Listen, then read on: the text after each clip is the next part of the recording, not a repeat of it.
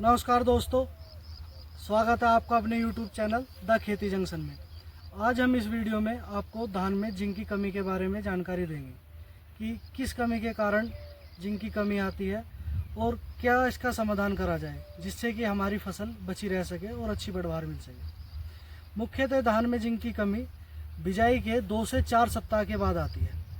इसमें हमें धान की निचली सतह की पत्तियों में हल्के भूरे रंग के धब्बे देखने को मिलते हैं, जिससे कि हमारी पत्तियां में भोजन बनाने के कामयाब नहीं रहती, क्योंकि जब धब्बे बन जाते हैं तो वो प्रकाश संश्लेषण की क्रिया उससे बाधित होती है। जब पौधा सही तरीके से भोजन नहीं बना पाता तो उसकी बढ़वार रुक जाती है और ग्रोथ रुकने के कारण वो बौना रह जाता है और कई बार सूख भी जाता है। धान में जिंक की कमी के कारण 30 से 35% तक नुकसान होने की संभावना है। तो इसलिए धान में जिंक का बहुत महत्वपूर्ण रोल है। धान में जिंक की कमी मुख्यतः उस मृदा में आती है जिसका पीएच मान 7 से अधिक होता है।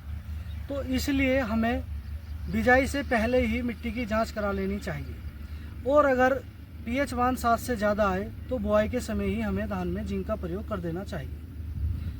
और कई बार जिन भूमि में हाई फास्फोरस की मात्रा होती है उसमें भी इसकी कमी के लक्षण देखने को मिलते हैं, या ऑर्गेनिक सॉइल ज़्यादा होती है उसमें भी भूमि में जिंक की कमी देखने को मिलेगी। तो ये तो हो गए कि किस कारण कमी आती है।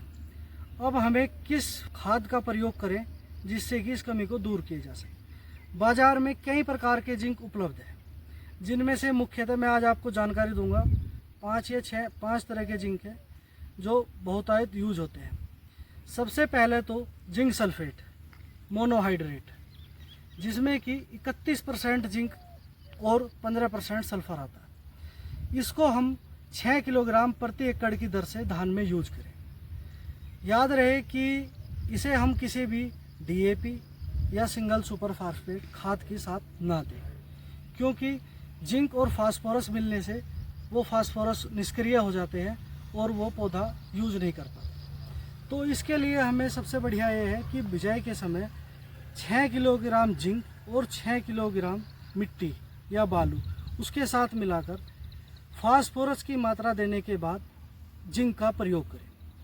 या अगर आप बिजाई के समय नहीं करना चाहते तो पहली खाद के रूप में भी दे सकते हैं। अगर हम इसे स्प्रे में यूज करें जिंक सल्फेट मोनोहाइड्रेट को तो 3 ग्राम प्रत्येक 1 लीटर पानी की दर से आप यूज करें। दूसरा जिंक है जिंक सल्फेट हेप्टाहाइड्रेट, जिसमें 21% जिंक और इसका 10 किलोग्राम मात्रा प्रति एकड़ की दर से यूज करें। इसमें भी ध्यान यही रहे कि इसे भी हम डीएपी या सिंगल सुपर फास्फेट या किसी भी फास्फोरस युक्त खाद के साथ मिलाकर ना दें।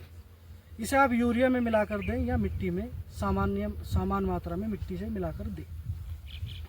अब जो तीसरा जिंक है बाजार में वो है जिंक चिलेटेड।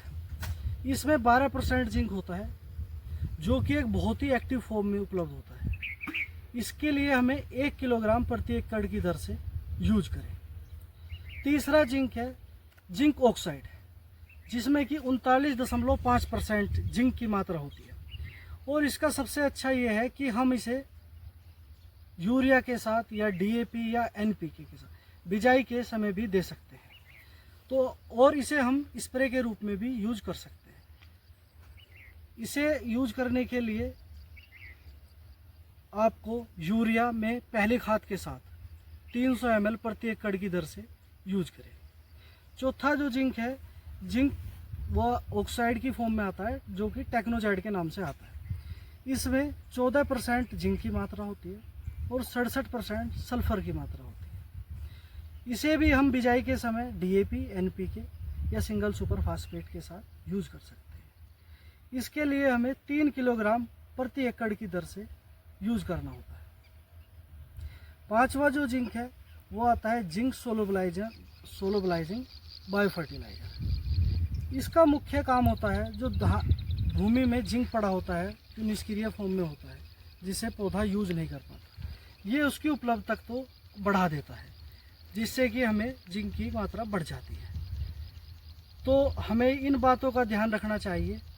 और खाद में किस खाद में, जैसे कि जानकारी दी किस खाद में कितनी मात्रा यूज करें, जिससे कि हमारी धान में फसल में जिंक की कमी ना हो। धन्यवाद। आपको अगर वीडियो अच्छी लगी हो तो लाइक करें, शेयर करें और चैनल सब्सक्राइब करें।